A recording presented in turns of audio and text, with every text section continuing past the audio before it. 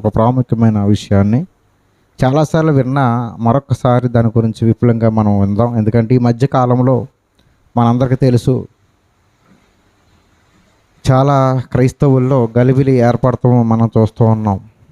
బయటవారు కాదు, లోపల లోపల ఉన్నవారే నువ్వు చెప్పిన బోధ, నేను చెప్పిన బోధ, నీది కరెక్ట్ కాదు, నాది కరెక్ట్ కాదు అని, లేకపోతే నీది కరెక్ట్ కాదు, నాది కరెక్ట్ కాదు అనుకొని పబ్లిక్గా మరి దెయ్యం ఎంతవరకు తీసుకొచ్చేసిందంటే మనుషుల్ని, జ్ఞానవంతుల్ని కూడా ఏర్పాటు చేసే వారి సైతము, వాక్యంలో ఏముంటుందంటే, ఏర్పాటు చేయబడిన వారి సైతము మోసపోవుదురు. అందరూ ఏమనుకుంటున్నారంటే పోరాడుతున్నాను అనుకుంటున్నారు. ఎవరితో పోరాడాలి అసలు? వాక్యం ఎవరితో పోరాడమని చెప్పింది? మనం పోరాడినది ఎవరితో కదట? శరీరులతో కాదు. ఎఫెసీ పత్రిక 6:12 మన పోరాడినది శరీరులతో కాదు. ఎంత స్పష్టంగా వ్రాయబడింది. శరీరులతో ఏం చేయాలి? సైక్యతగా ఉండాలి. కానీ నేటి దినాల్లో ఇది చాలా ఎక్కువైపోతుంది. ఎంతవరకు వచ్చిందంటే చివరికి యేసుక్రీస్తు వారి యొక్క ఆయన యొక్క క్యారెక్టర్ని కూడా కించపరిచే విధంగా కూడా వచ్చేసింది. చివరికి కించపరిచే విధంగా వచ్చేసింది. ఎంత కించపరుస్తున్నారంటే, యేసు ప్రభువారు కూడా ఆయన పరిచర్య చెయ్యాలి అన్నప్పుడు ఆయన కూడా ఏం చేశారు? ప్రారంభించే ముందు ఏం చేశారు? బాప్తిస్మ ఇచ్చి యోహాను దగ్గరికి వెళ్ళి ముందుగా ఏం చేశారు? ఆయన బాప్తిస్మ తీసుకున్నారు అని, అంతేనండి. తర్వాత ఉపవాసం ఉన్న 40 రోజులకి సాతాను శోధించింది, పరిచర్యలోకి వెళ్ళడం మనం చూసాం. ఈ విషయాన్ని పట్టుకొని కొంతమంది సోదరులు అవనివ్వండి, లేకపోతే కొంతమంది అడుగుతున్న ప్రశ్న ఏంటంటే, బాప్తిస్మము పాపం చేసిన వారికి కదండి, మరి యేసు ప్రభువారు ఎందుకు తీసుకున్నాడు? అంటే అప్పటికి ఆయన మనకలాగే జీవించేసి పాపం చేసేసి ఆయన బాప్తిస్మం తీసుకున్నాడా? ఎందుకంటే ఒక మాట చదువుదాం. ఏదైనా మత్తయి సువార్త 1వ అధ్యాయం, మత్తయి సువార్త 3వ అధ్యాయం, క్షమించండి, మత్తయి సువార్త 3వ అధ్యాయం. దీని గురించి కొంచెం టైం మనకి దేవుడు ఇవ్వాలని కోరుకుంటున్నాను. ఇక్కడ 3వ అధ్యాయం 1వ వచనంలో మనం చూసినప్పుడు, ఆ దినముల యందు బాప్తిస్మిచ్చి యోహాను వచ్చి, పరలోక రాజ్యము సమీపించి ఉన్నది, మారు మనస్సు పొందుడని యూదయ అరణ్యములో ప్రకటించాను. మార్కు సువార్త ఇది చదువు. కొన్ని మాటలు మనం చదివితే ఒక క్లారిటీ మనకు వస్తుంది. మార్కు సువార్త 1వ అధ్యాయము 15వ వచనం. కాలము సంపూర్ణమై ఉన్నది, దేవుని రాజ్యము సమీపించి ఉన్నది, మారు మనసు పొంది సువార్తను నమ్ముడని చెప్పుచు, దేవుని సువార్త ప్రకటించుచు. 3వ అధ్యాయం లోక సువార్త 3వ వచనం, 3వ అధ్యాయం లోక సువార్త 3వ వచనం. అంతటా అతడు వచ్చి పాప క్షమాపణ నిమిత్తము మారు మనసు విషయమైన బాప్తీసం పొందవలెనని యోర్దాను నది ప్రదేశమంతటా ప్రకటించుచుండెను. ఎందుకు ప్రకటించారు యోహాను గారు? ఆయన బాప్తీసం దేని నిమిత్తం ఇచ్చారంట? పాప క్షమాపణ నిమిత్తమును మారు మనసు నిమిత్తం ఇచ్చారు. కాబట్టి ఆయన చేత ఎవరు పొందుకున్నారు బాప్తీసం? అంటే పాప క్షమాపణ నిమిత్తం, మారు మనసు నిమిత్తం యేసుప్రభు వారు కూడా బాప్తీసం తీసుకున్నారు కదా. కాబట్టి ఆయన పాపం లేనివాడని ఎలాగ చెబుతారు అన్న వాళ్ళు ఉన్నారు. అంటే ఈ వాక్యం చదివిన తర్వాత ఈ ప్రశ్న తప్ప? ఇప్పుడు మనం చదువుకున్న వాక్యాల్లో మారు మనసు నిమిత్తం, పాప క్షమాపణ నిమిత్తం బాప్తిస్మం అని ఉంది, యోహాను గారు ఇచ్చారు. కాబట్టి యేసుప్రభు గారు కూడా తీసుకున్నారండి, ఇది తప్ప? వాళ్ళు అడిగే ప్రశ్న తప్పు కాదు. దానికి మనం ఏం చేయాలి? జవాబు చెప్పాలి. బాప్తిస్మం ఎందుకు తీసుకున్నారు యేసుప్రభు వారు, ఎందుకు తీసుకోవాల్సిన అవసరత వచ్చింది అనేది ఖచ్చితంగా మనం తెలియజేయాలి. ఇలాంటివి మానేసుకుని మన క్రైస్తవ సోదరులే జ్ఞానవంతులైన వాళ్ళు ఏం చేస్తారంటే, నీది తప్ప నాది తప్ప రా తేల్చుకుందామని సోషల్ మీడియాలో భయంకరంగా ఉండటం వల్ల చివరికి దేవుడికి తలవంపులు. మీ నిమిత్తమే కదా అనేక మంది ముందు నా యొక్క నామము దూషించబడుతుంది. ఆ మధ్యలో కింద కామెంట్లు ఎవరు తెలుసా? హైందవ సోదరులు వచ్చేసి యేసుప్రభు ఇష్టం లేని వాళ్ళు ఇష్టసారంగా పెడుతున్నారు. అంతే, ఎంత బాధాకరం అంటే నిజంగానే. వీళ్ళ యొక్క జ్ఞానాన్ని ప్రదర్శించుకోవడానికి యేసుక్రీస్తు వారిని బజారులో పెట్టేసి ఆయన్ని మరలా సిలువేసేస్తున్నారు వీళ్ళందరూ కలిపి. జ్ఞానం కలిగిన వారు ఏదంటే సామరస్యం కూర్చొని ఏం చేసుకొని మాట్లాడుకోవాలి. ఈ విషయాన్ని మనం చూద్దాం. ఈ విషయాన్ని స్పష్టంగా క్లుప్తంగా చక్కగా మనం చూద్దాం. యేసు ప్రభువు వారు ఎందుకు బాప్తిసం తీసుకున్నారు? నేను యాక్చువల్గా ప్రశ్నలు వేసి జవాబు చెప్పడం అలవాటు అయింది, కానీ నేను మామూలుగా అడుగుతాను. ఒకే ఒక్క ప్రశ్న చెప్పండి, తర్వాత మిమ్మల్ని ఏ ప్రశ్న అడగను. ఎందుకు తీసుకున్నారంటారు యేసు ప్రభువు వారు? మీకు ఎంతవరకు తెలుసు అంతవరకు, తెలిస్తే చెప్పండి, లేతలేదు. ఎందుకు తీసుకున్నారు ఆయన? అయితే యోహాన్ గారు ఆల్రెడీ ప్రారంభించారు కదా, మీకు అర్థమైందా? యోహాన్ గారు ఆల్రెడీ ప్రారంభించారు కదా, మీకు తెలిసింది. మనంత తెలివైతే తెలిసినా కానీ మాట్లాడడం కదా. పరిశుద్ధాత్ముడు ఆయన మీదకి రావాలా? ఆల్రెడీ పరిశుద్ధాత్ముడు ఆయన కలిసి కదా, ఆయన పుట్టుకలోనే ఉన్నాడు కదా ఆయన. చూద్దాం స్పష్టంగా, బాగా చూద్దాం, అది కూడా చదువుదాం. ఆ వాక్యం కూడా ఎందుకు రాయించాడో మనం చూద్దాం. నీతి యావత్తు అనేది ఎందుకు రాయించాడో కూడా మనం క్లియర్గా మనం నేర్చుకుందాం. చూద్దాం. ఫస్ట్ కొంటే అసలు బాప్తిస్మము ఎక్కడి నుంచి వచ్చింది? యోహాను గారు ఇచ్చారు మనం అంటున్నాం కదా.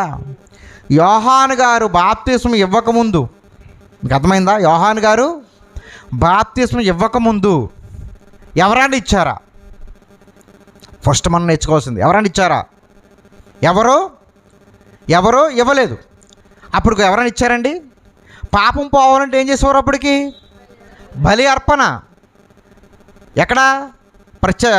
దేవాలయంలోకి వెళ్ళి నేను చేసిన పాపానికి ఒక కోడినో ఒక దూడనో ఒక పావురనో బలిచ్చుకుని నేను శుద్ధుడై వచ్చేవాడిని. మరలా పాపం చేస్తే మరలా అదే పని చేసేవాడిని. ఎవరు అప్పటికి వచ్చి ఏం చేయలేదు? బాప్తిస్మం తీసుకోలేదు. దానికి సాదృశ్యాలు ఉన్నాయి. బైబిల్లో పౌలు గారు చెప్పారు, మన పితరులు మేఘాల కింద నీటిలోని వెళ్ళిరి అని ఉంటుంది. 1 కొరింథీ 10వ అధ్యాయంలో రాయబడి ఉంటుంది, 1-2 వచనాల్లో. అది కాదు ఇప్పుడు, అది కాదు, అది సాదృశ్యమైన బాప్తిస్మం అంటాడు. కానీ నీటిలో బాప్తిస్మం ఇచ్చింది యోహాను గారు ప్రారంభించడానికి. ఇది ఎవరు పెట్టారు బాప్తిస్మం అనేది మనం ఆలోచిస్తే ఫస్ట్ 2 వచనాలు చూస్తే మనకు క్లారిటీ వస్తుంది. 2 వచనాలు. ఒకటి లోక సువార్త 1వ అధ్యాయము 2వ వచనం. లోక సువార్త 3వ అధ్యాయము 2వ వచనం. 3వ అధ్యాయము 2వ వచనం.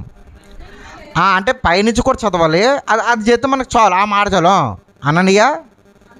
అన్నయ్యు కయ్యప్పయు ప్రధాన యాజకులుగా ఉన్న కాలమున అరణ్యములో ఉన్న జకర్య కుమారుడైన యోహాను యొద్దకు దేవుని వాక్యము వచ్చెను.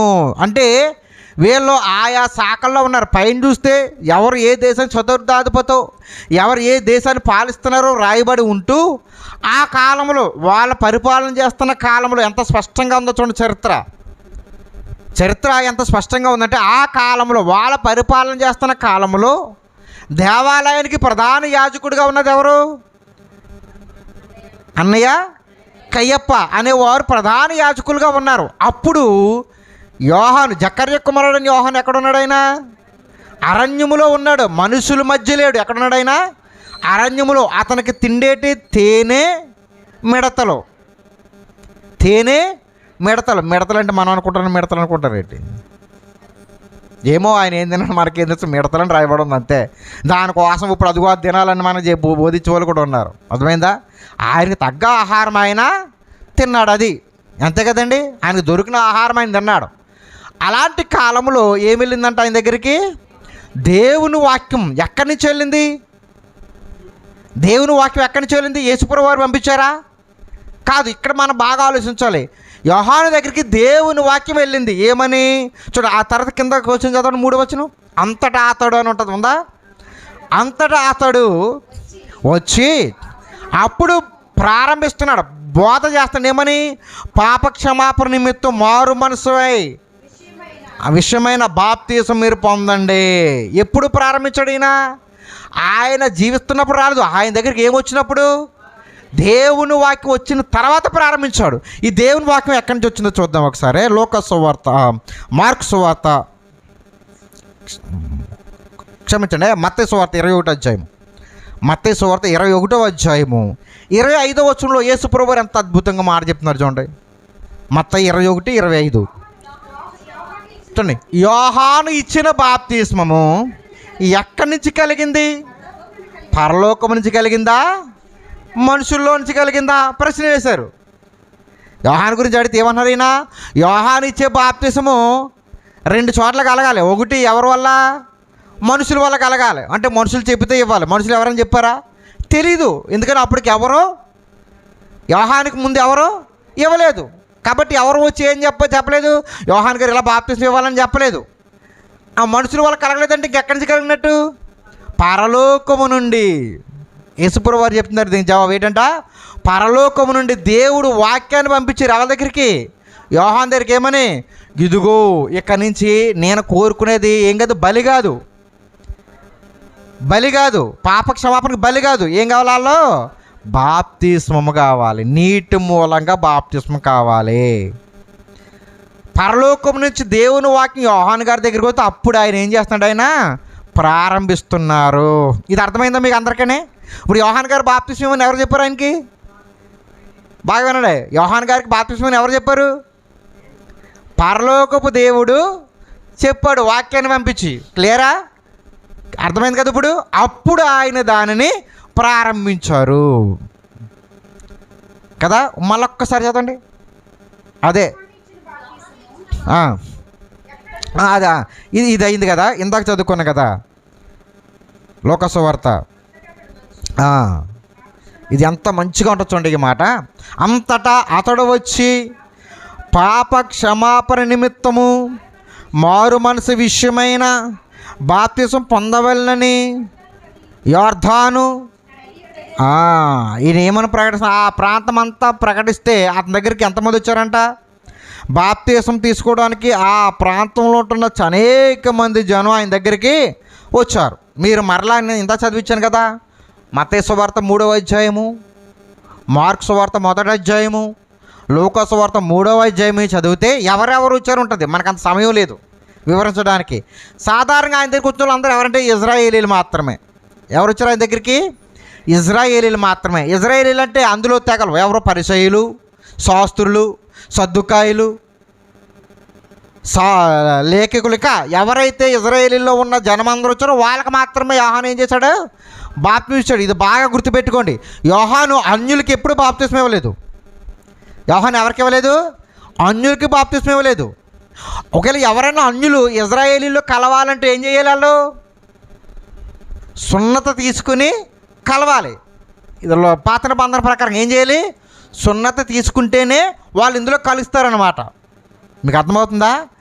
కానీ ఇజ్రాయేలీకి మాత్రమే బాప్తిస్మం ఇచ్చాడు. ఎందుకు ఇజ్రాయేల్కి యోహాను గారు బాప్తిస్మం ఇవ్వాల్సి వచ్చిందంటే, దేవాది దేవుడు మోషే గారిని వాళ్ళని ఐగుప్తు నుంచి తీసుకొస్తున్నప్పుడు ఆయన ఆజ్ఞలు ఇచ్చారు. ఎన్ని ఆజ్ఞలు?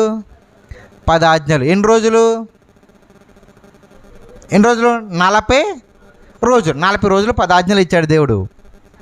చాలా ఇచ్చాడండి. మనకి స్పష్టంగా పలక మీద రాయని ఎన్ని కనపడతాయి? 10. మరి తర్వాత మీరు లేవియకాండం కానీ సంఖ్యాకాండం కానీ చదవండి. మనిషి చచ్చిపోతే ఏం చేయాలి? ఆజ్ఞ ఉంటుంది అక్కడ. ఎలా నడవాలి, మగవాడు ఎలాంటి జీవించాలి, ఆడవారు ఎలా జీవించాలి, ఎలాగా ఎలా తినాలి, ప్రతిదీ ఆజ్ఞ కింద ఇచ్చాడు ఆయన. ప్రతిదీ కూడా ఇప్పుడు చేస్తున్న చాలా విషయాలు మన పెద్దలు మనకు నేర్పించిన చాలా విషయాలు బైబిల్లో ఉన్నాయి. చాలా ఉన్నాయండి. పెద్దోళ్ళు నేర్పించిన చాలా విషయాలు ఎక్కడి నుంచి రాలేదు. దేవుడు చెప్పిన విషయాలు, మనిషి ఎలాగ బ్రతకాలి, ఎలా తినాలి, ప్రతిదీ ఇచ్చాడు. అన్ని ఆజ్ఞలు ఇచ్చి దీన్ని మీరు పాటించండి. పొలాన్ని ఎలా పండించాలి, ఎన్ని సంవత్సరాలు పండించాలి, ఎన్ని సంవత్సరాలు పండించిన తర్వాత పొలాన్ని 1 సంవత్సరం విడిచిపెట్టే తర్వాత పంట ఎలాగిస్తుంది, ఇవన్నీ కూడా ఆయన ఆజ్ఞ 40 రోజులు ఇచ్చాడు. ఎవరికి? మోషేకి. అయితే స్పష్టంగా మనిషికి కావాల్సిన 10 ఆజ్ఞలు బాగా జీవించడానికి ఇవి మాత్రం ప్రత్యేకము అని ఒక పలక మీద ఆయన చేవ్రతంతో వ్రాయించాడు. మీకు అర్థమైందా? సినాయి పర్వతం దగ్గర ఇచ్చాడు ఆయన.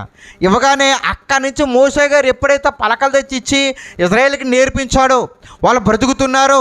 ఆ బ్రతుకు కాలంలో వీళ్ళు చాలాసార్లు దాన్ని ఏం చేశారు? ఆ ఆజ్ఞల్ని అధిగమించారు. దాన్ని ఇజ్రాయేల్ అధిగమించేసి పాటించడం మానేశారు. ఎప్పుడైతే వాళ్ళు పాటించడం మానేశారో మరలా యోహాను గారు వచ్చి దాన్ని చెప్తున్నారు అన్నమాట. ఏమని? ఇదిగో మీరు ఏదైతే తప్పిపోయారో ఆ విషయంలో మీరు ఏం చేయాలి? మారు మనసు పొందాలి. మత్తయి సువార్త ఇందాక 3వ అధ్యాయం అక్కడంతా బాగా చెప్తాడు యోహాను గారు ఆ విషయాలు. అంటే వాళ్ళు ఎందుకు బాప్తిసం తీసుకోవాలో చెప్తాడు అన్నమాట. యోహాను సువార్త 3వ అధ్యాయం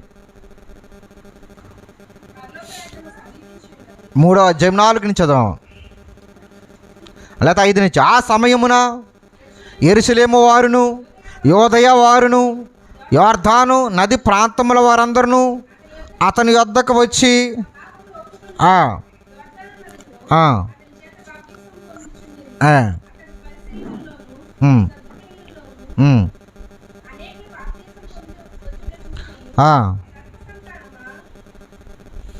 చదువు. ఎవడు? మారు మనసుకు తగిన ఫలములు ఫలించుడి. వీళ్ళందరూ ఏంటంటే మారు మనసుకు తగిన ఫలితాలు, వీళ్ళందరూ కూడా దారి తప్పిపోయారని ప్రకటిస్తూ, ఇదిగో మీరు మారు మనసు అనేది మీకు ఖచ్చితంగా అవసరము అని చెప్తున్నాడు. అంటే ఇప్పుడు వీళ్ళు దేనికోసం, దేన్ని మీరేరని బాప్తిసం తీసుకోవాలి? వీళ్ళు ధర్మశాస్త్రాన్ని మీరినందుకు ఆయన బాప్తిసం ఇచ్చారు. మీకు అర్థమైందండి? వాళ్ళ ధర్మశాస్త్రాన్ని పాటించడం లేదు కాబట్టి, ధర్మశాస్త్రాన్ని మీరారు కాబట్టి వాళ్ళకి ఖచ్చితంగా ఏమొచ్చిందంటే, వాళ్ళకి అవసరమైంది ఏంటంటే బాప్తిసం అనమాట. మీరు ఇంకా లోకసువార్త కూడా చదివితే చెప్తాడు అనమాట. ఒక పరిచారకుడు ఎలాగ ఉండాలి, లేకపోతే సైనికుడు ఎలాగ ఉండాలి, లేకపోతే ఏం చేయాలని చెప్తాడు. ఇవన్నీ మీరు మీరారు, ధర్మశాస్త్రం ఉన్న విషయాలు మీరు మీరారు కాబట్టి మీకు ఏం అవసరం? ఇప్పుడు దేవుడి దగ్గర పాపాన్ని ఒప్పుకొని మారు మనసు పొంది బాప్తిసం తీసుకోండి అని యోహాన్ గారు చెప్పారు. ఇప్పుడు యోహాన్ గారు ఎవరికి ఇస్తున్నాడు బాప్తిసం? ఇజ్రాయేల్ గారికి. ఇజ్రాయేల్ అందరికి కదా. నేను చెప్తాను లోకసువార్త అలా పట్టుకుంటుంది, అది మరలా చదవాలి. నాకు 3వ అధ్యాయము అంతటా అది మరలా చదవాలి. అంటే ఈ ఇజ్రాయేలీలకి యోహాన్ గారు దేవుడు చెప్పాడని బాప్తిసం ప్రారంభించారు. రెండోది, ఈ ఇజ్రాయేల్ ధర్మశాస్త్రాన్ని ఎవరైతే మీరారో వాళ్ళకి ఏం చేస్తున్నాడు? ఆయన బాప్తిసం ఇస్తున్నారు. ఇది యోహాన్ గారు ఇచ్చిన బాప్తిసం. ఇక్కడ మీకు క్లారిటీ వచ్చింది కదా. ఇప్పుడు ఎవరు అడిగినా మీరు చెప్పగలుగుతారు కదా, ఇది దీనికి అని. ఇంతకు మించి ఇంకోటి ఏమీ లేదు. దేవుడు పరలోకం నుంచి చెప్పాడు, వాక్యం పంపించాడు, యోహాన్ గారి దగ్గరికి వచ్చి అప్పుడు అతను ఏం చేస్తాడు? ప్రకటించారు. ఇజ్రాయేల్ అందరూ వచ్చారు. ఎందుకు వాళ్ళకి అవసరం అంటే, ఇదిగో ధర్మశాస్త్రం, మోసే ధర్మశాస్త్రం వాళ్ళు ఏం చేస్తారు? వాళ్ళు మీరారు కాబట్టి వాళ్ళకి పాపక్షమాపణ దేవుడి దగ్గర ఒప్పుకొని ఇంకేమి బలి ఇవ్వడం అనేది లేదు. ఇప్పుడు చదవడం మరలా 3వ అధ్యాయము లోకసువార్త 3వ వచనం. అంతటా అతడు వచ్చి పాప క్షమాపణ నిమిత్తము మారు మనసు విషయమైన బాప్తిసం పొందవలనని. చూడండి, పాప క్షమాపణ నిమిత్తమును మారు మనసు నిమిత్తమైన బాప్తిసం. అర్థమైందా? యేసు ప్రభు తీసుకున్న బాప్తిసము ఈ బాప్తిసమేనా? ఇది మనకు తెలియాలి. మనకు తెలిసివలసిన విషయం అంటే ఇది మనకు తెలియాలన్నమాట. ఇది యేసు ప్రభు తీసుకున్న బాప్తిసము, యోహాన్ గారు అక్కడ ఉంటున్న జనానికి ఇస్తున్న బాప్తిసం ఒకటంటే ఒకటే కాదు. జనం ఏం చేశారు? మోసే ధర్మశాస్త్రాన్ని ఏం చేశారు? ఆయన వాళ్ళందరూ కూడా మీరారు. మరి యేసుప్రభు ఎప్పుడైనా మీరారా? అవి నెరవేర్చడానికి వచ్చానన్నాడు ఆయన. నేను ధర్మశాస్త్రమైనను ప్రవక్తల వచనమైనను కొట్టివేయడానికి నేను రాలేదు, కానీ దానిని నెరవేర్చడానికే ప్రతి అణువు ఆయన నెరవేర్చడానికి వచ్చారనమాట. యేసుప్రభు వారికి బాప్తిసం చూడండి ఎలా ఉంటుందో. ఒక్కసారి చేయండి. ఒకసారి యేసుక్రీస్తు వారి బాప్తిసం అని చూస్తే ఒకసారి యోహాను సువార్త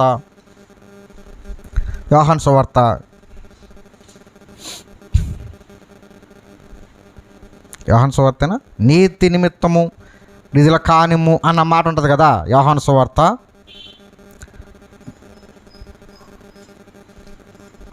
కాదు, ఇక్కడ మత్తయి సువార్త. యోహాను సువార్త 1వ అధ్యాయంలోను చూడండి, చదవండి ఒకసారి.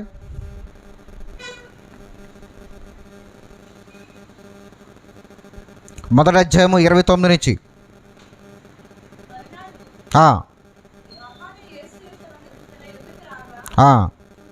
చూచి ఇదిగో లోక పాపములను మోసుకొని పోవు దేవుని గొర్రెపిల్ల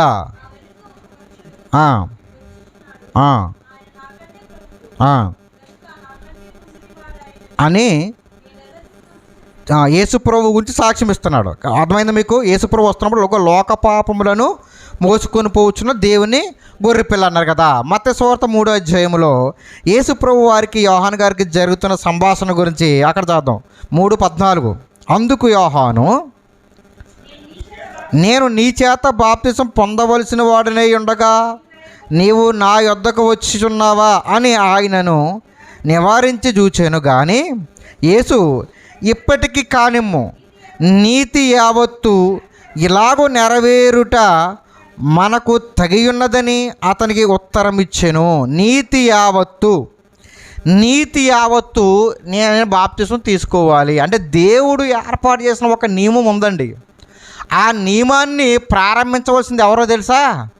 ఫస్ట్ గుంట యేసుప్రభు వారు మాత్రమే ప్రారంభించాలి మన అందరి కొరకు.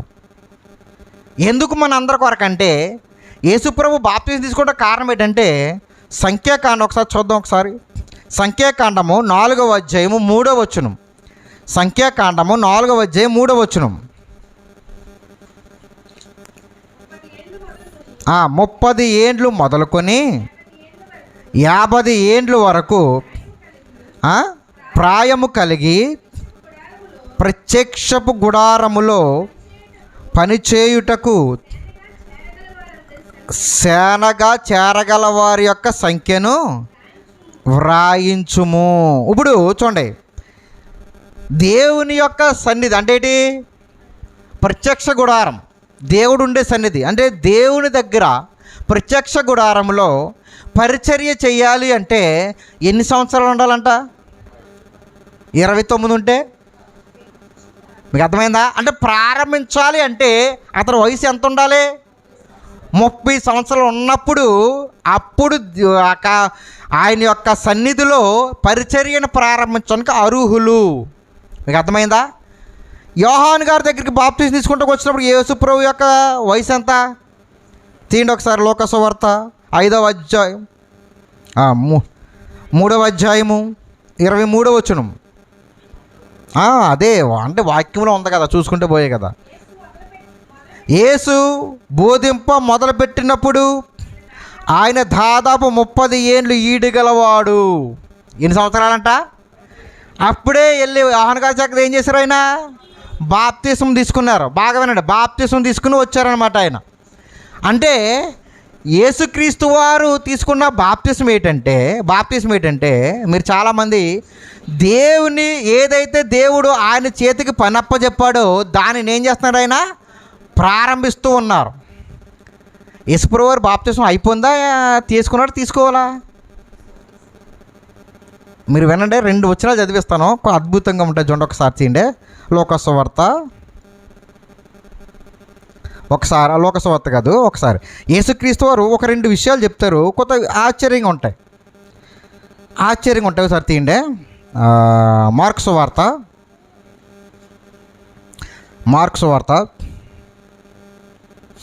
10వ అధ్యాయము 38వ వచనం.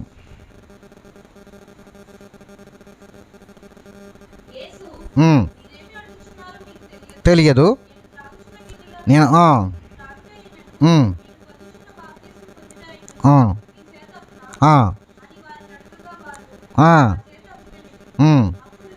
అప్పుడు యేసు, నేను తాగుచున్న గిన్నెలోనిది నేను పొందిన బాప్తిస్మలరా పొందుచున్న బాప్తిస్మలరా? ఏమన్నాడు ఆయన? నేను పొందుచున్నా. ఇంకొక మాట, ఇదొకటి అలా పక్కన పెట్టండి. లోక సువార్త 12వ అధ్యాయము 50వ వచనం.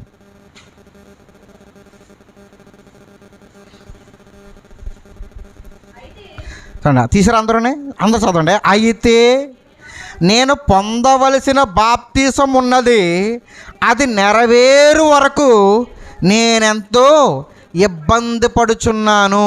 ఎవరంటున్నారు ఈ మాట? ఏమంటున్నారు ఆయన? బాగా వినాలి. ఆల్రెడీ ఆయన ఏం చేశారు? యోహాను గారి దగ్గర ఏం చేశారు? ఆయన అయిపోయింది కదా. కానీ ఇక్కడ ఏమంటున్నారు ఆయన? అయితే నేను పొందవలసిన బాప్తిసం ఉన్నది, అది నెరవేరు వరకు నేనెంతో ఇబ్బంది పడుచున్నాను. మరి ఆయన పొందేసుకుంటే నేను పొందకపోవాల్సిన బాప్తిసం ఉంది, అది నెరవేరే వరకు నేనేం చేస్తున్నాను? ఇబ్బంది పడుతుందని అంటున్నారు ఆయన. అంటే ఆయన పొందుకున్నారా, ఇంకా పొందుకోలేదా? పొందుకుంటున్నారా? ఇది మనకు తెలియాలండి. బాప్తిస్మం అనగానే ఇక్కడ వచ్చిన చాలామంది బాప్తిస్మం తీసుకున్న వాళ్ళు చేదెత్తండి, తీసుకున్న వాళ్ళు చేదెత్తండి. అయిపోయిందా మీది?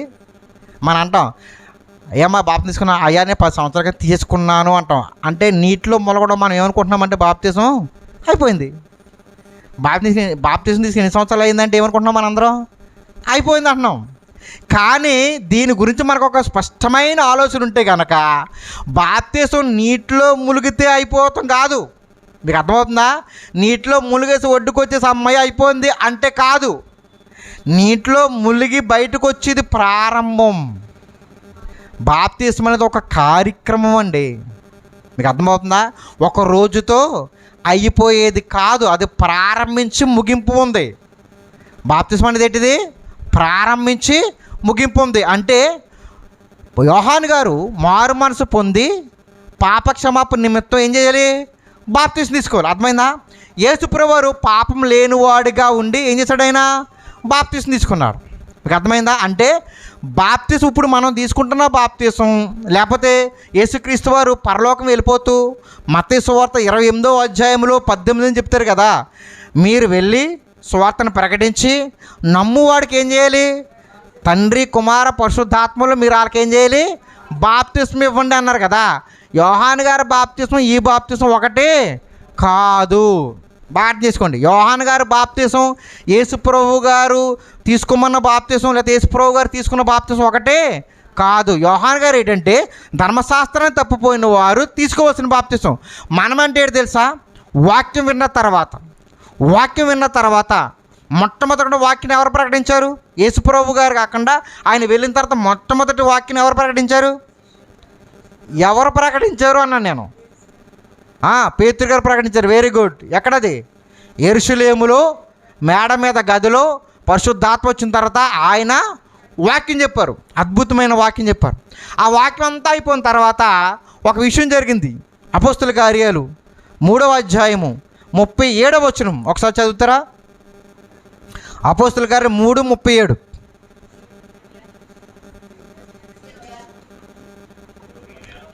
అది 2:37, క్షమించండి, 2:37. వారు ఈ మాట విని, ఏ మాట? ఎప్పుడైనా సరే మన బైబిల్ చదువుతున్నప్పుడు అంతటా వచ్చి అంటే ఎప్పుడు వచ్చాడు ఆయన? వాక్యం వచ్చిన తర్వాత. వారు ఈ మాట వినంటే ఏ మాట విన్నారు వాళ్ళు? పేతురు గారు యేసుప్రభు గురించి వాక్యం అంతా చెప్పిన తర్వాత అక్కడ ఎంతమంది ఉన్నారో తెలుసా? అక్కడ ఎంతమంది ఉన్నారు? 3,000 మంది మారారండి. ఎంతమంది ఉన్నారు? 13 దేశస్తులు ఉన్నారు అక్కడ. ఎంతమంది? 13 దేశస్తులు ఉంటారు. ఎక్కడ ఉందండి మాట అంటే ఆ పైన ఉంటుంది. ఆ పైనే 13 దేశస్తులు ఉంటారు అన్నమాట. ఎక్కడ ఉంది తెలుసు? అది 5 నుంచి మీరు చదివితే ఏంటి? ఆ కాలం ముందు ఆకాశం క్రింద నుండి ప్రతి జనములో నుండి వచ్చిన భక్తి గల యూదులు యెరూషలేములో కాపురముండిరి అని చదువుతున్నారు కదా. 8వ వచనం చదవండి.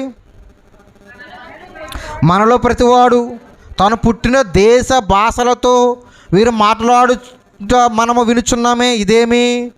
పార్తీయులు, మాదీయులు, ఎలామీయులు, మెసొపొతేమియులు, యోదయ, కపదోకియా, పొంతు, ఆసియా, పుర్గియా, పంపులియా, ఐగుప్తు అను దేశములందరి వారు, కురేని దగ్గర లిబియా ప్రాంతంలో యందు కాపురం ఉన్నవారు, రోము నుండి పరవాసులకు వచ్చిన వారు, యోధులు, యోధ మత ప్రవిష్టులు, క్రేతీయులు, అరబీయులు మొదలైన మనమందరము. ఎన్ని దేశస్తులు ఉన్నారండి? 13 దేశస్తులు. మీరు లెక్క పెట్టారు ఇప్పుడు? నేను చెప్పాను కాబట్టి చెప్పేస్తున్నారు అంతే. 13 దేశస్తులే ఉన్నారు. అంతమంది ఉన్నారంట. అంటే 3,000 మంది కాదు, చాలామంది ఉన్నారు. వాళ్ళందరికీ దేవుని మాట అర్థమైంది. కానీ వారి మాట వినంటే పేతురు గారు చెప్పిన మాట ఎవరు హృదయములోకి వెళ్ళిందో వాళ్ళకి ఏమైందంటే చూడండి అక్కడ. వారి మాట విని హృదయములో నొచ్చుకొని ఒకటేసి ఉంది అంకే అక్కడ ఫుట్నోట్లు ఏముంది? పొడవబడి. వాక్యం ఏమైందంటే హృదయంలోకి వెళ్ళి పొడవబడింది. అంటే వాక్యాన్ని దేంతో పోల్చాడు దేవుడు? ఖడ్గం. హృదయంలోకి వెళ్ళి మూటగట్టుకున్న పాపాన్ని పొడిచిందంట. పొడవకన్నా వాళ్ళకి ఏం కలిగింది? పొడిస్తే ఏం కలుగుతుంది? మనకి బాధ బాధ నొచ్చుకొని, హృదయంలో నొచ్చుకొని ఎప్పుడైతే పొడవబడిందో హృదయంలో బాధ కలిగిందంట. బాధ కలిగి అనుకుంటున్నారంట వాళ్ళు, అయ్యో బాబోయ్, చదువుగాను ఒకసారి, అయ్యో బాబోయ్ వాక్యం ఇంత బాష్టంగా ఉందా, ఇది మీకు తెలియక, ఇంతవరకు దీన్ని నమ్మక, ఇదంటే మాకు అర్థమవక మేము తప్పు చేసాం, మా జీవితాలు బాగోలేవు, మా జీవితాలు గాడి తప్పిపోయాయి, మా జీవితాలు సరైన రీతిలో లేవు, మా మాట, మా క్రియలు, మా చూపు, మా విధానం, మా మాట్లాడే తీరు ఏది కూడా ఏం లేదంటే మాకు సరైన రీతిలో లేదు, ఎలాగప్పుడు అని అప్పుడు అడుగుతున్నాడు. ఏమని? సహోదరులారా ఇప్పుడు మేమేం చేయాలి? మీకు అర్థమైందండి? అంటే వాక్యం వెళ్ళగానే వాళ్ళు చేసిన తప్పులు వాళ్ళకే తెలిసాయి, వాళ్ళు ఏ తప్పులు చేస్తారో వాళ్ళకి అర్థమైపోయాయి, వాక్యం వెళ్ళగానే అర్థమైపోయాయి. అప్పుడు అడుగుతున్నారు, సహోదరులారా మేము ఏమి చేయాలన్నట్టు పేతురు గారు ఏం చెప్తున్నారంటే, అది ఫస్ట్ మీరు ఏం చేయాలంట, మారు మనసు పొందాలి. అంటే ఇప్పుడు దాకా ఎలాంటి ఆలోచన కలిగి ఉన్నారో అది మీరు ఉండకూడదు. ఇప్పుడు వరకు ఏ మార్గంలో వెళ్తున్నారో ఆ మార్గంలో మీరు ఇంకా వెళ్ళకూడదు. మీ ఆలోచన మారాలి, మీ జీవిత విధానం మారాలి, మీ సమస్తాన్ని మార్చుకోవాలి. 2, దేవుడి దగ్గర ఏం చేయాలి, మీరు పాప క్షమాపణ అడగాలి. అంటే ఈగో ప్రభా మీ పాపం చేసాము మమ్మల్ని క్షమించు అని అడిగి అప్పుడు మీరేం చేయాలి, బాప్తిసం తీసుకోవాలి. అంటే దేవుడు నీతిగా ఏదైతే ప్రారంభించాడో, అంటే 30 ఏండ్లు దాటిన ప్రతి ఒక్కరు, యేసుప్రభు అయితే ధర్మశాస్త్రం నెరవేర్చాలి కాబట్టి ఆయన 30 సంవత్సరాలు ఎప్పుడైతే ఆయన ప్రారంభించేశాడో అదే మార్గంలో మనం వెళ్తే ఇక మనకి లేజ్ లిమిట్ లేదు, 30 సంవత్సరాలు మారడం లేదు ఇంకా అందులో ఎవరైనా. ఎందుకంటే మనకన్నా ముందున్నవాడు ఏం చేశాడు, ఆయన అది నెరవేర్చాడు, అది ప్రారంభించాడు. అర్థమైంది మీకు? అంటే దేవుని యొక్క ఉన్నతమైన పరిచర్య, సత్యమైన పరిచర్య. ఇక ఇందులో యూదుడని, గ్రీకు దేశస్తుడని, అన్యుడని, ఇంకో దేశస్తుడని, రోమియుడని ఇంకేమీ లేదంట. ఎవరైనా కానీ ఎక్కడికి వెళ్ళొచ్చు, ఇప్పుడు ఎక్కడికి వెళ్ళొచ్చు, దేవుని యొక్క మార్గములో. అంటే ఇప్పుడు ఉదాహరణకి ఇది చర్చ్ ఉంది, చర్చిలో రావడానికి ఫస్ట్ ఏం చేయాలి, రావాలంటే ఏం చేయాలి, ఇందులో రావాలంటే మనం ఏం చేయాలి, తలుపులు తెరవాలి. ఎవరు తీస్తారు మనకు వచ్చి? రాజుగారు తీస్తారు. రాజుగారు తీసేసిన తర్వాత మరలా మీరు వచ్చి తీస్తారా? ఇంక తీయం కదా. తీసేసిన తలుపులోకి మనం ఏం చేస్తాం, డైరెక్ట్గా వెళ్ళిపోవచ్చు. అలాగే పరలోక రాజ్యానికి వారసులుగా అవ్వడానికి, పరలోక రాజ్యంలో దేవుడిచ్చే కృపకు వారసులు అవ్వడానికి, అంటే బలి ద్వారా కాదు, ఇంకా ఎలా కాదు, ఇక బలి ద్వారా కాదు, బలుల ద్వారా కాదు, లేకపోతే ఈ డబ్బు ఇవ్వడం ద్వారా కాదు, మీకు అర్థమైందా, దశంభాగాల ద్వారా కాదు, కేవలం కృప ద్వారా మాత్రమే ఆయన మార్గంలో ప్రవేశించాలంటే ఆయన ప్రారంభించింది ఏంటంటే బాప్తిసం. దాన్ని మనం ఏం చేస్తామంటే యేసుక్రీస్తు వారు తండ్రి అయిన దేవుడికి ప్రతిష్ఠించుకుంటున్నాడు అనమాట. ఆయన ఏం చేస్తున్నాడు, ఆయన ప్రతిష్ఠించుకుంటున్నాడు, తనకు తానే తండ్రికి ఏం చేసుకుంటున్నాడు, ఆయన ప్రతిష్ఠ. దాన్ని ఎలా చెప్తామంటే ఆయన తన శరీరాన్నే దేవుడికి ప్రతిష్ఠించుకున్నాడు. హెబ్రీ రాసిన పత్రిక 10వ అధ్యాయం 5వ వచనం.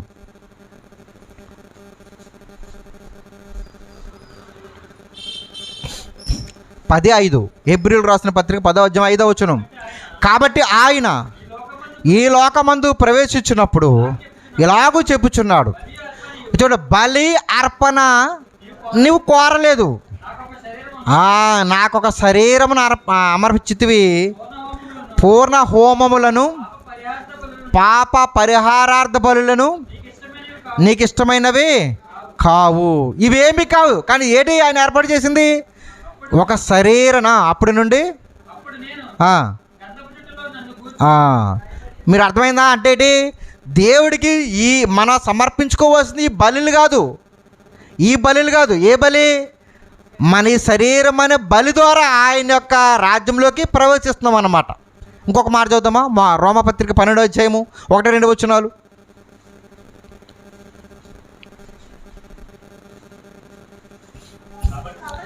కాబట్టి సహోదరులారా, పరిశుద్ధమును, బాగానంటే పరిశుద్ధమును అంటే పరిశుద్ధంగాను, దేవునికి అనుకూలముగాను, సజీవ యాగముగా మీ శరీరములను ఆయనకు సమర్పించుకొనుడి. చూడండి, దేవునికి మన శరీరాన్ని ఎలాగా సమర్పించుకోవాలంట, సజీవంగా, చచ్చిపోయినప్పుడు ఇవ్వడం కాదు, పరిశుద్ధంగా మరలా అంటే పాపం లేని శరీరాన్ని దేవుడికి ఏం చేయాలి? ప్రతిష్ఠించుకోవాలి సజీవంగా ఉన్నప్పుడే. యేసుప్రభు వారు తనకి తానే దేవునికి ఏం చేస్తానంటే ఆయన ప్రతిష్ఠించుకుంటున్నాడు. అదే దానికి ఎట్టిన పేరు ఏంటది? బాప్తిస్మము. మీకు అర్థమైందా? అంటే ఇప్పుడు బాప్తిస్మం తీసుకుంటున్న వాళ్ళు ఏం చేస్తున్నట్టు? దేవుడికి తనకు తానే ప్రతిష్ఠించుకుంటున్నాం. ప్రతిష్ట. ఉదాహరణకి మన ఇల్లు కడతాం. ఎగ్జాంపుల్, ఇల్లు కడతాం. ఇల్లు కట్టే ముందు ఏం చేస్తాం మనం? ఫస్ట్ ఏం చేస్తాం? శంకుస్థాపన ఏం చేస్తారండి? ఒక రాయి ఎడతారు ప్రత్యేకంగా కదా, మూల రాయి అంటాం కదా దాన్ని. ఒక రాయి ఎడతారు. ఆ రాయి అప్పుడే చెక్తామో ఆల్రెడీ ఉంటుంది అక్కడ. చాలాసార్లు దాన్ని చూసుంటాం అక్కడ మనం. మీకు అర్థమైందా? అక్కడే ఉంటుంది. కానీ దానికి ప్రత్యేకత ఏమేమో. ఎప్పుడు ప్రత్యేకిస్తాం దానికి ప్రత్యేకత? ఆ రోజు ఆ సమయం వచ్చినప్పుడు దానికి ప్రార్థన చేసి ఎడతాం కదా, అప్పుడు దాన్ని మనం ఎలా చూస్తాం? ప్రత్యేకంగా చూస్తాం. ఇది ప్రథమము అంటాం. యేసుప్రభు వారు అప్పుడు అంతమందిలో కలిసి ఉన్న ఆ 30 సంవత్సరాల వయసు రాగానే దేవుని పరిచర్య ప్రారంభించడానికి తానే దేవుడికి ఏం చేసుకున్నాడు? ఆయన ప్రతిష్ఠించుకున్నాడు. ఇది నీతి యావత్తు ఇలాగా జరగాలి. అందుకే ఆయన అంటున్నాడు, నేను ప్రారంభించాను కానీ అది పొందుకోవడానికి, దాన్ని చేయడానికి కింద చదువుకున్న లోకసువార్త 12వ అధ్యాయంలో 12వ అధ్యాయం ఎంతది వచ్చును? లోకసువార్త 12వ అధ్యాయము 50 వచ్చును అనుకుంటా.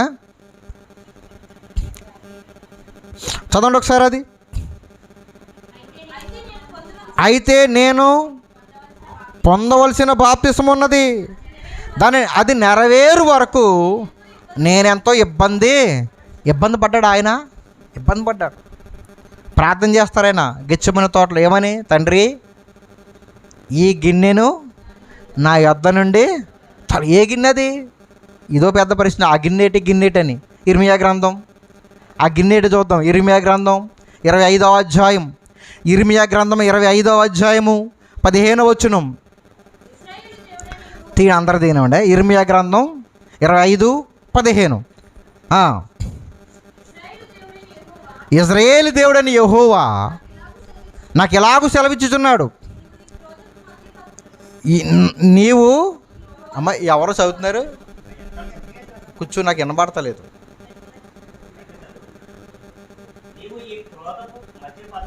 నీవు ఈ క్రోధపు మధ్య పాత్రను నా చేతిలో నుండి తీసుకొని, ఆయన దగ్గర పాత్ర ఉందంట. అదే పాత్ర అది? క్రోధమనే మధ్య పాత్ర. అదేంటి తెలుసా? మనుషులు చేసిన పాపానికి దేవుడికి వస్తున్న కోపం. ఆ పాత్ర ఇప్పుడు ఎవరి దగ్గరికి వచ్చింది? యేసుప్రభు దగ్గరికి వచ్చింది. ఏమని? ఈ ప్రజల నిమిత్తం నాకుంటున్న కోపం దేశం ఇందులో ఉంది. ఈ పాత్ర ఎవరు తాగాలి? ఇప్పుడు నువ్వు తాగాలి. అప్పుడు తండ్రి యేసుప్రభు అన్నారు, అయ్యో ప్రభా, నీ కోపం అనే ఈ పాత్ర నా ముందుంది, ఇది నేను తాగగలదునా? నేను ఆ దేవుని కోపాన్ని తట్టుకోగలదమా? అమ్మో కష్టం. తొలగించగలదు అంటూ, అయినా ఇది కాదు, నేను ప్రతిష్ఠించుకున్నాను నీ కొరకు, ఇది నేను చెయ్యాలి, ఇది చేస్తేనే చేసి అది తాగి దాన్ని చేసి. 6వ మాట ఏది? శిలువ మీద 6వ మాట గుర్తుందయా? 6వ మాట 6వ మాట అదా? అమ్మ ఏంటిది? సమాప్తమైనది. ఫస్ట్ మాట, తండ్రి వీరేం చేసినా వీరిని క్షమించారు. 2వ మాట, నువ్వు నాతో కూడా పరదేశంలో ఉంది. 3వ మాట, తండ్రి అమ్మ ఇదిగో నీ కుమారుడు ఇదిగో. మరి 4వ మాట, ఏలి లామా సమాప్త. 5వ మాట, నేను తప్పుకొంచున్నాను. 6వ మాట, సమాప్తమైంది. 7వ మాట, అమ్మాయి గుర్తుపెట్టుకోండి. అర్థమైందా? చెప్పాలి మనకు అవి లేవు కదా, అందుకని మనం చెయ్యం. సమాప్తమైనది. ఏదైతే ప్రారంభించానో, ఏదైతే నీకు ప్రతిష్ఠించుకున్నానో, ఏదైతే బాప్తిస్మం అనే ఆ కార్యం ద్వారా నేను నీకు ప్రతిష్ఠించుకుని ఈ 3.5 సంవత్సరాలు నువ్వు చెప్పిన ప్రతిదీ నెరవేర్చాను, అది నీ ఉగ్రత పాత్ర నా మీద ఎట్టుకొని నేను తాగి దాన్ని నెరవేర్చాను, అది సమాప్తమైనది ప్రభువా. ఆ సమాప్తమైన దాంతో ఆయన బాప్తిస్మము ముగించబడింది. మరి మన బాప్తిస్మం అయిపోయింది. మన బాప్తిస్మం ఏమంటాం మనం? అయిపోయింది, తీసుకున్నానండి అయిపోయింది కాదు. చాలామంది బాగా గుర్తుపెట్టుకోండి, అసలు బాప్తిస్మం అంటేనే తెలీదు. నమ్ముకోవడానికి కాదండి. బాప్తిస్మం అంటే ఏంటంటే నేను తండ్రి అయిన దేవుడికి ప్రతిష్ఠించుకున్నాను అని చెప్పడానికి, నలుగురు తెలియడానికే నీటిలో మొలగడం. అర్థమైందా? మన ప్రతిష్ఠించుకున్న హృదయంలో అది అందరికి ఎలా తెలుస్తుంది? అది తెలియడానికి గుర్తే బాప్తిస్మం, నీటిలో మొలగడం. అంతేగాని అయిపోయేది కాదు. అప్పుడు ప్రారంభించావు, దాన్ని మనం ఏం చేయాలంట? కొనసాగించాలి. కొనసాగిస్తున్నామా? యేసుప్రభు వారే నా బాప్తిస్మం తీసుకొని పోవచ్చున్నాను, అది నెరవేరడానికి నేను ఎంతో ఇబ్బంది పడుతున్నాను ఆయన అంటే మనం చాలా ఈజీగా తీసేసుకున్నాను, అయిపోయింది అంటున్నాం. యాకోబు పత్రిక 1వ అధ్యాయము 20వ వచనం చదవండి ఒకసారి.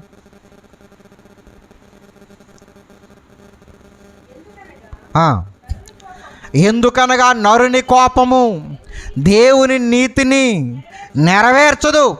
చాలు. ఆ మాట చదువుతున్నప్పుడు, ఇది నేను స్టడీ చేస్తున్నప్పుడు, నీతి యావత్తు ఇలా జరగని యోహాను, ఆయన అర్థమవుతుంది కదా, యోహానికి చెప్తే అర్థమవుతుందా? అంత స్టోరీ చెప్తే అర్థమవుతుంది కాదు.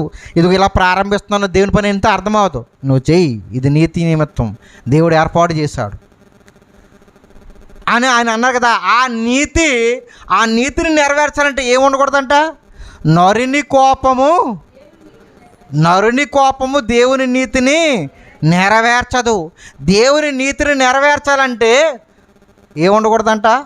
కోపంతో చేయకూడదంట. ఇప్పుడు మనకి ఏమంటుందంటే కోపము, ఇది ఈ పదం రాగానే అమ్మో ఆడికి అతను ఎంత కోపం అంటాం. కోపం అంటే ఏంటండి అసలు? కోపం అంటే ఏంటి తెలుసా? మనం అనుకుంటున్న కోపం కాదు, దేవునికి నీతికి అనేది కాదు. మనకు వస్తున్న కోపం అది కాదు. కోపం అంటే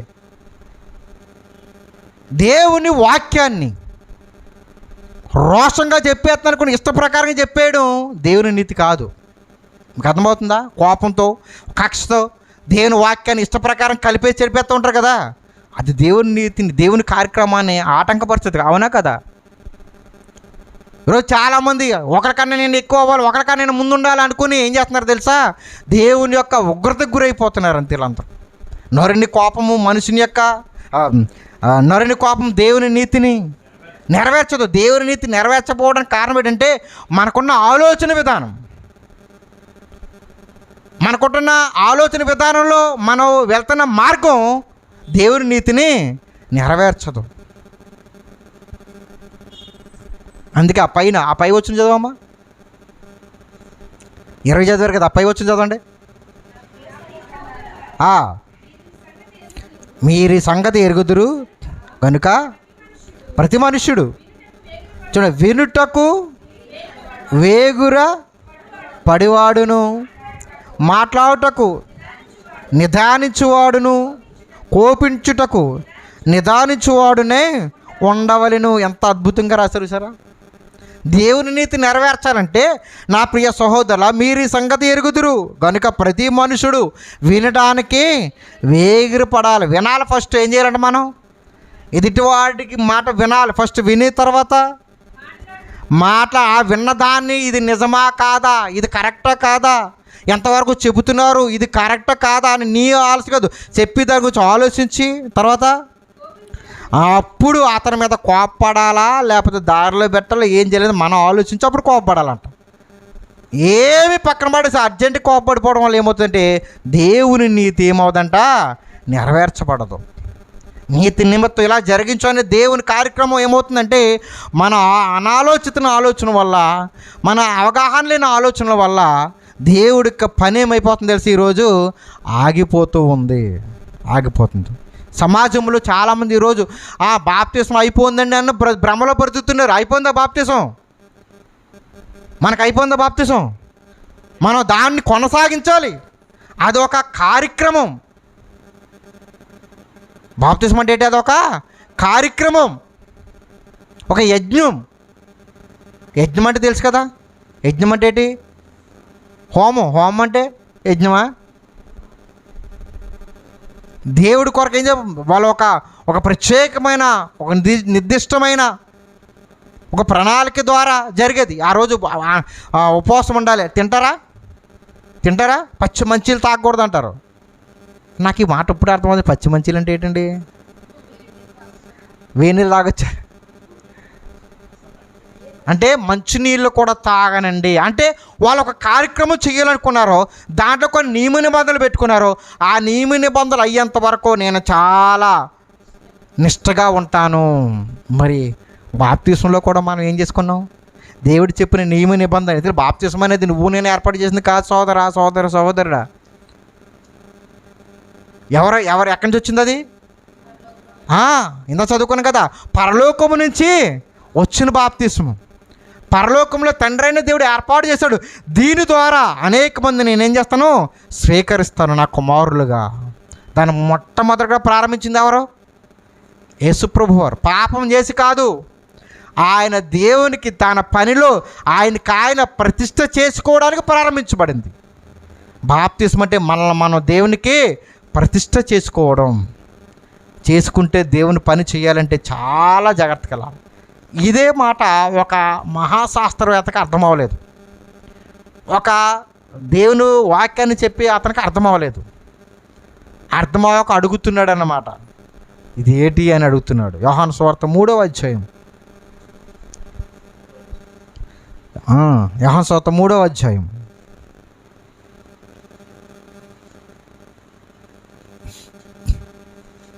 సౌండ్లు ఇచ్చారు, ఎవరు మాట్లాడుతున్నారు అక్కడి నుంచి? నీకు ఉదయమన్నారు, అంత అయిపోయిందా? యూదుల అధికారి అయిన నికోదేమును పరిసయ్యుడు ఒకడుండెను. అతడు రాత్రి యందు ఆయన యొద్దకు వచ్చి, బోధకుడా, నీవు దేవుని యొద్ద నుండి వచ్చిన బోధకుడు అని మేము ఎరుగుదాము. దేవుడు అతను తోడై ఉంటేనే కానీ నీవు చేయుచున్న సూచక్రియలు ఎవడనూ చేయలేడని ఆయనతో చెప్పాను. అందుకు యేసు అతనితో, ఒకడు క్రొత్తగా జన్మించితేనే కానీ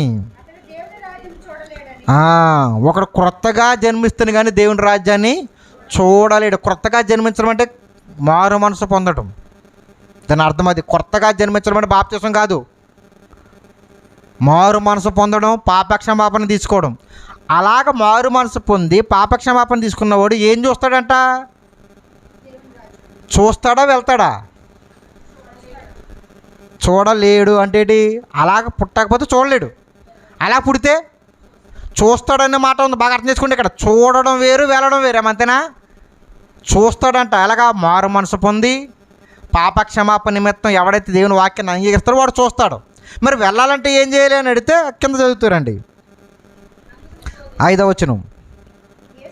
ఏసెట్లను ఒకటి నీటి మూలముగాను ఆత్మ మూలముగాను జన్మించితేనే కానీ దేవుని రాజ్యంలో ప్రవేశింపలేడని నీతో నిశ్చయముగా చెప్పుచున్నాను. అది ప్రవేశించాలంటే ఏం చేయాలంట?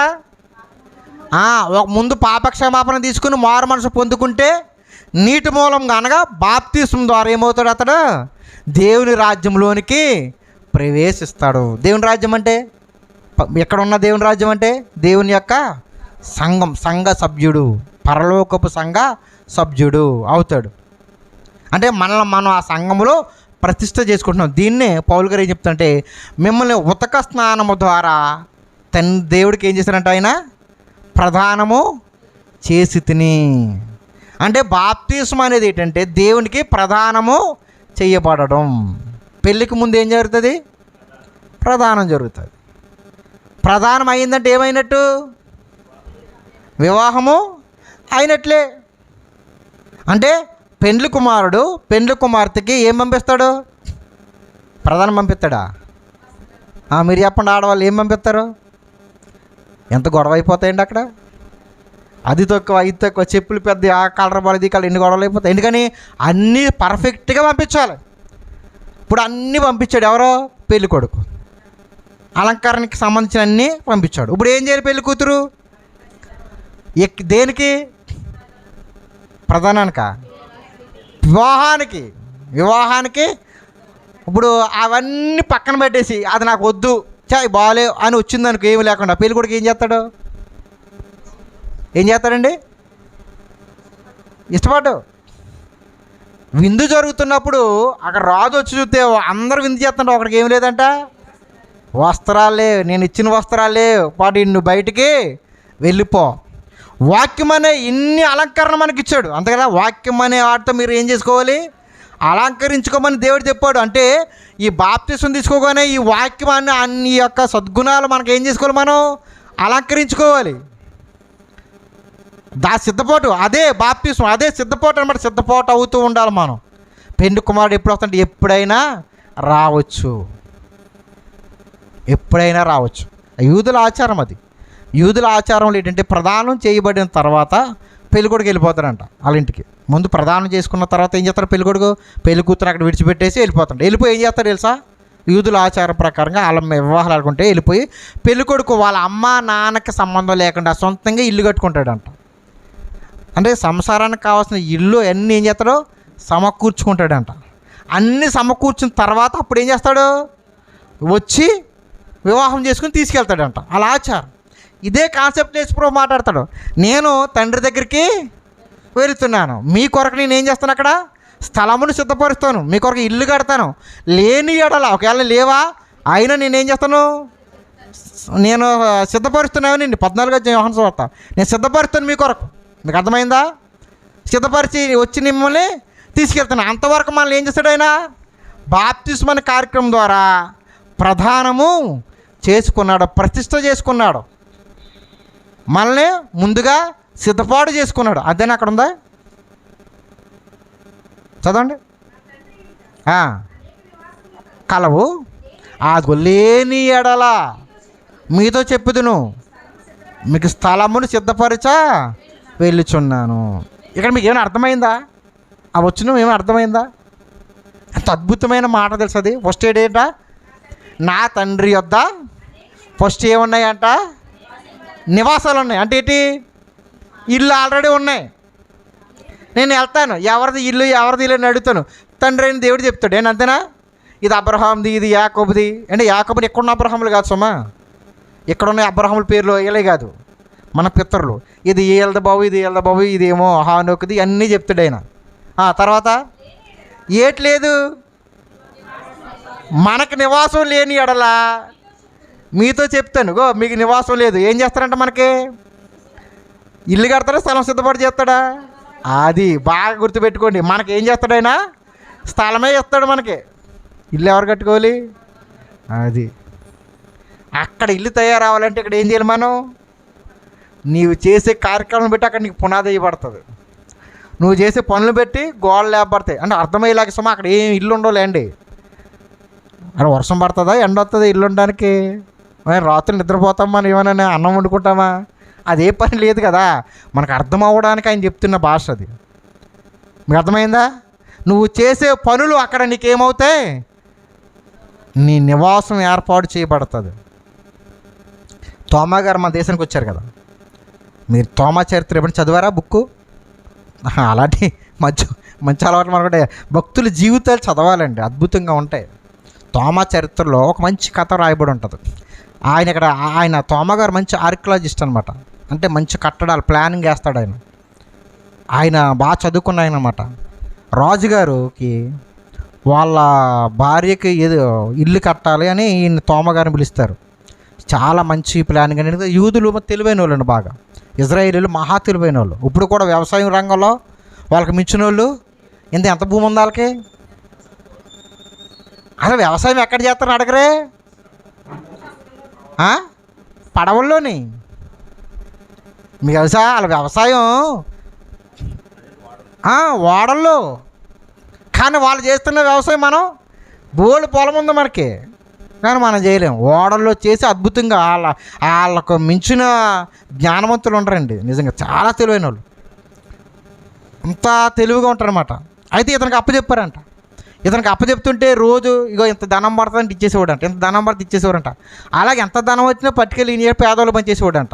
పేదవాళ్ళు చాలామంది చూసేవాడంట. ఈయన అందరూ చెప్పారంట, అయ్యా రాజుగారి దగ్గరికి వెళ్ళి, బాబు మీరు ధనం ఇస్తున్నారు కానీ ఆయన ఏం చేస్తున్నాడు? ఆయన పేదవాళ్ళు ఇల్లు ఏం కట్టలేదు అన్నాడంట. నిజమా అనుకుని ఒకసారి అడుగుదాం అనుకుని ఇంత చూసి ఇల్లు ఏదైనా కట్టిందంటే ఇల్లు చాలా వరకు అయిపోయిందండి, నీకు ఎంతో లేదు, క్లియర్ అయిపోయింది, చాలా బాగుంది అన్నాడంట. ఏది చూపించండి, ఎక్కడ చూపిస్తాడు? ఈయన ఇల్లు లేదు. అరే ఈయన తీసుకెళ్ళి బంధించండి అన్నాడంట. ఆ రాత్రి వాళ్ళ తమ్ముడు చనిపోయాడంట. అంటే అందులో రాయబడి ఉంది, నిజమా ఉత్తుదా మనకు తెలియదు, కానీ నేను చదివిని చెప్తున్నాను. అతను చనిపోయానంట. అక్కడికి వెళ్ళాడైనా దేవుడి దగ్గరికి వెళ్ళాడంట. దేవుడి దగ్గరికి వెళ్తే ఆ దేవదూతలు అలా చూపెడతా మంచి వీళ్ళు చూపించాయంట. చాలా బాగుందంట, ప్యాలెస్ లాగా ఉందంట. ఇది ఎవరిది అంటే అగో భూలోకంలో వీళ్ళ అన్నగారి పేరు చెప్పాడు, ఆయన కొరకు ఇక్కడ తోమగారు కడుతున్నారు అన్నాడంట.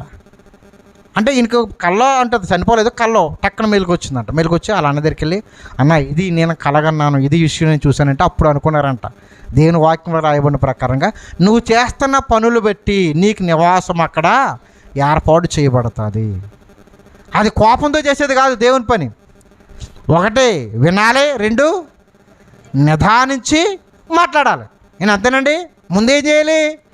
వినాలి. రెండోది నిదానించి మాట్లాడాలి. యాకోబు రాశారు కదా, అదే ఎంత అద్భుతమైన మాట. మళ్ళీ చదవండి ఒకసారి యాకోబు రాసిన పత్రిక 1:21. నా ప్రియ సహోదరులారా, మీరు ఈ సంగతి ఎరుగుదురు కనుక ప్రతి మనుష్యుడు వినుటకు వేగిరా పడివాడును, మాట్లాడుటకు నిదానించువాడును, కోపించుటకు అంటే కోపించంటే వాడు మాట విని మనం మాట్లాడిన తర్వాత కూడా వాడు మాట్లాడలేదనుకో అప్పుడు ఏం కోపించకూడదు, నిదానించి కోపించాలి. అంటే అన్ని మన దారిలోకి తీసుకురావడానికి సరైన మార్గంలో వాడిని నడిపించాలి. అంతేగాని మనుషుల కోపము దేవుని నీతిని నెరవేర్చదు. దేవుని వాక్యం అద్భుతమైన వాక్యం అంటే నిజంగా. యేసుక్రీస్తు వారి బాప్తీసం పాపం కొరక, ఆయన బాప్తీసం వారి మనసు కొరక కాదు, దేవుడి కొరకు ఆయనే ఏం చేసుకున్నాడు? ఆయన ప్రతిష్ట చేసుకున్నాడు. దేవుని యొక్క సేవను ఆయనే ఆ 30 సంవత్సరాల వయసులో ఆయన ఏం చేశాడు? ఆయన ప్రధాన యాజకుడిగా ఆయన ప్రారంభించాడు. ఇవన్నీ దేవుడు అతన్ని అభిషేకించాడు. బాప్తీసం కూడా ఏంటి అనుకున్నాం? అభిషేకం. అది తీసుకోగానే పరిశుద్ధాత్ముడు, ఇందాక చెప్పారు సోదరులు, అది తీసుకోగానే అప్పుడు మనలోకి ఎవరు వస్తారంట? పరిశుద్ధాత్ముడు వచ్చి మన కార్యక్రమంలోకి, దేవుని కార్యక్రమంలోకి మనల్ని ఏం చేస్తాడు? ఆయన నడిపిస్తాడు. సత్యవాక్యంలోకి నడిపిస్తాడు. ఫస్ట్ సత్యవాక్యం తెలుసు కదా, పరిశుద్ధాత్ముడు వస్తేనే మనకి ఏం అర్థమవుతుందండి? వాక్యం అర్థమవుతుంది. సర్వసత్యములోనికి తీసుకెళ్తాడు. ఏది పడుతుంది అంటే వాక్యం చాలా ఉన్నాయి అంటే ఒకటి చెప్తున్నాను బాగా వినండి. సత్యము 1 2 ఒరిజినల్ 1 ఉంటుంది, 2 ఉంటాయా? 1. డూప్లికేట్లు అయితే ఒరిజినల్ 1 ఉంటే అన్ని డూప్లికేట్లు కనపడతాయి. మీకు అర్థమైందా? మనం ఏది తీసుకుంటాం వెళ్ళి? ఒరిజినల్ 3000 అండి. టీవీ మన సెల్కి పైన వేస్తాం కదా, పోతే స్క్రీన్ కార్డ్ ఒరిజినల్ ఎంత ఉంటుంది? 5000. డిస్ప్లే 5000 ఉంటుంది. ఫోన్ బట్టి ఉంటుంది. మన దగ్గర ఏం చేస్తాం తెలుసా? అలాంటిది ఇంకోటి లేదా? డూప్లికేట్ వేసుకున్నాం ఏం చేస్తాం? నడిపించేస్తున్నాం. మన బతుకు అలాగే ఉంది ఈరోజు. సత్యవాక్యం కాకుండా చాలామంది ఏం చేస్తారు తెలుసా? అలాగ ప్రస్తుతం కష్టం అనుకుని ఎవరికి వాళ్ళే వాక్యాన్ని వాళ్ళ వైపు తిప్పేసుకొని ఏదోలాగా ఏం చేస్తున్నారు? వాక్యాన్ని తిప్పేసుకుంటున్నాం కదా. మనకు అనుకూలమైన బోధకుల్ని ఎవరు తయారు చేస్తున్నారంట? వాడు బోధకులు తప్పు లేదు కదా. ఒక ఆయన అన్నాడు, వస్తాడు తర్వాత చెప్తాను ఆయన గురించి, బోధకులదే తప్పు అంటాడు ఆయన. కానీ అనుకూలమైన బోధకులను ఎవరు ఏర్పాటు చేసుకుంటున్నారు? విన్నవారు అక్కడికి వెళ్తారండి. మీకు విశేష అనుకూలం బోధకులు ఏర్పాటు చేసుకున్నారు. అర్థం పెట్టుకున్నారు. ఇక్కడ గట్టిగా చెప్పారు, ఏం చేస్తారు? వేరే చోటకే, అనుకూలమైన ప్రదేశానికి, అనుకూలమైన బోధ దగ్గరికి, వాళ్ళు తగ్గ బోధ దగ్గరికి, ఎక్కువ కోరన్నవాడు ఎక్కువ కోరన్న దగ్గరికే, ఎందుకంటే వాళ్ళు ఇలా సమానంగా చూపించుకోవాలి. ఇలాగా మనం ఏర్పాటు చేసుకుంటున్నాం.